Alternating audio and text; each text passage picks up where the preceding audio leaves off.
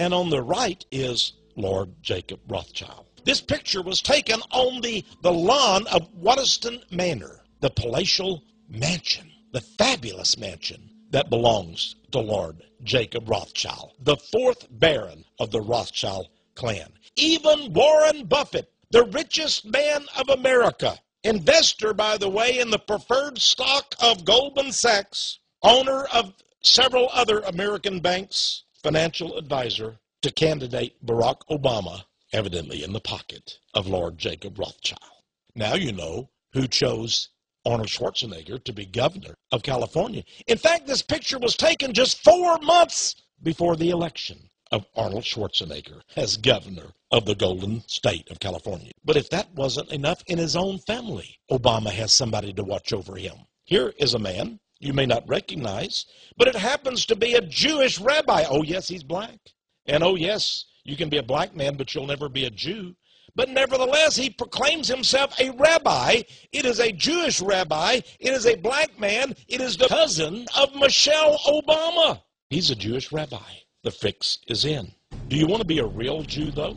You have to be somebody like Rahm Emanuel. In the B'nai B'rith magazine of New York, March 1933, it talked about the Jewish regime of the Soviet Union, of Lenin, of Trotsky. It says, under the new regime, that's the Bolshevik communist regime, it is at last possible to be a real Jew. Oh yes, a real Jew. One who murders Gentiles, who sets up gulag concentration camps. Well, Rahm Emanuel, the White House chief of staff, is indeed a real Jew, and he's an Israeli citizen to boot, who it is said keeps his Israeli passport and ID card in his desk drawer, always ready for use. He served in uniform in the Israeli army during the Gulf War. Not in the American army, but in the Israeli army. His father was a terrorist and murderer with Israel's infamous Irgun gang. A gang of cutthroats which actually slashed the throats of Palestinian children, women, and men alike. Gentiles, the best of them, are only worthy of death, says the Jewish Talmud. Yes, the Fredericksburg, Virginia Freelance Star newspaper says Emanuel is Obama's chief of staff. But Ynet News, the Yiddish website, also trumpeted the good news. Obama's Israel advisor. Will he be the next White House chief of staff? Well, Haaretz.com, the daily news source of all of Israel, answered that. Obama's first pick, his very first pick for his cabinet in his office, Israeli Rahm Emanuel as chief of staff. Notice that. Not an American, but an Israeli was made chief of staff. Even Haaretz, the daily website and newspaper of the nation of Israel themselves, said that Obama's first pick is an Israeli, Rahm Emanuel. Then writer Christopher Boland commented on it in an article entitled, "The Israeli Who Will Run the Obama White House."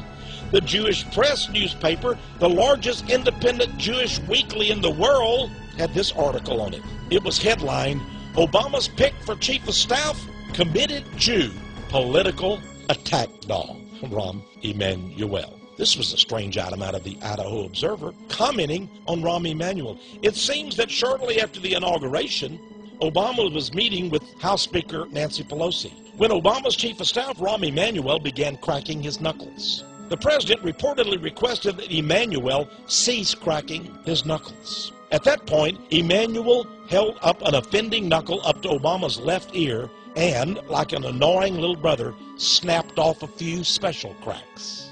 Obama's response was to inform Emanuel that his actions showed disrespect for the office of president. "You can see how he listens and reacts to Rahm," said Ron Klain, another Jew, the chief of staff to Vice President Joseph Biden Jr. "You can see that his opinion is being shaped." The president's opinion is being shaped. And who said this? Why, the chief of staff to Vice President Joseph Biden. And who is he? A Jew!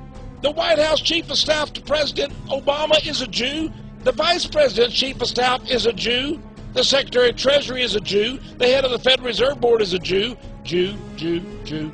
Friends, only 2.5% of America's citizens are Jews. 2.5% of all Americans are Jews. But they run the Obama White House. And they themselves have identified in their own publications Barack Obama as America's first Jewish president. By the way, here's Rahm Emanuel showing what an idiot and evil man he is. On the day of inauguration, he thumbed his nose. at other congressmen, as if to say, ha, ha, ha, ha, ha, we're in charge now. A scary man. He once took a butcher knife and pictures of Bill Clinton's enemies. You see, the same Rahm Emanuel also was an advisor in the White House of Bill Clinton, and it is said by insiders that Bill Clinton was afraid of him, and he told Bill Clinton what to do.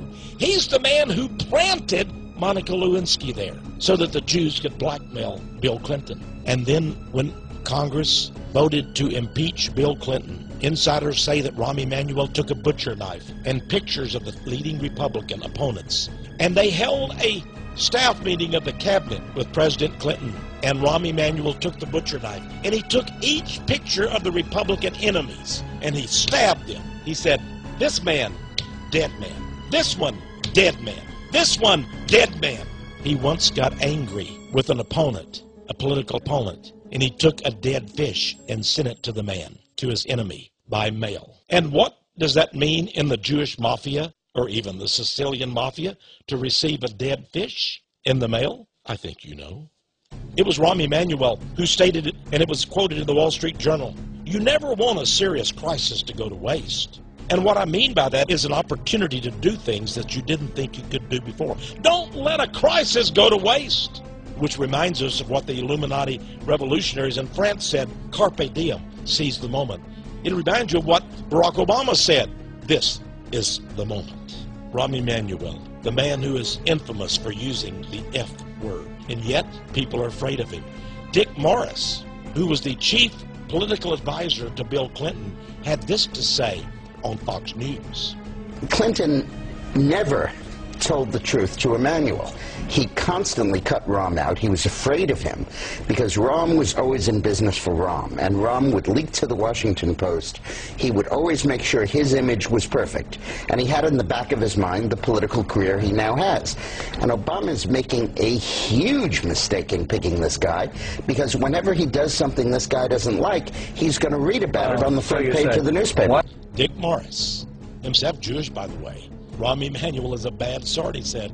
And even the President of the United States, Bill Clinton, was scared of him. Is Barack Obama scared of Rahm Emanuel? Well, evidently he's carrying on a love affair with Nancy Pelosi. Check out this picture. Oh, what lovers they are. In fact, here's an article that came out. What would George Washington think about Nancy Pelosi's love affair with Rahm Emanuel? Pretty bad stuff. Well, it's not a surprise because look at Nancy Pelosi. She is always a champion of AIPAC, the powerful Jewish lobby group.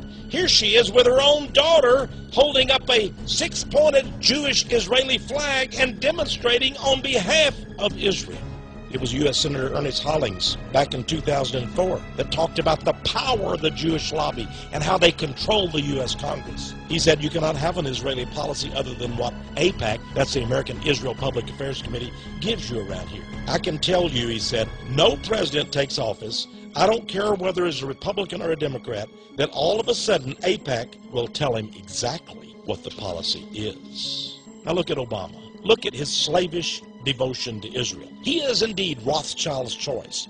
Look at these images. Here he is visiting the Yad Vashem Holocaust Museum and Shrine. He lays a wreath. He wears the Yarmulke skull and bones cap at Jerusalem's Wailing Wall on the Temple Mount. He's meeting with Israeli Prime Minister Netanyahu. Here he is courting the Israeli lobby. And as president, I will never compromise when it comes to Israel's security. No wonder Iran, Iraq, Afghanistan, Pakistan, and all of the other Arabs don't stand a chance. This man is indeed the first Jewish president. And so the Jews have given us both a manufactured financial catastrophe and the solution. The solution that their Jewish president, Barack Obama, handpicked by them, lead us into a glorious dawn of a new age. Yes, he will be the water boy of the Illuminati. There will be a new global elite of the Jews.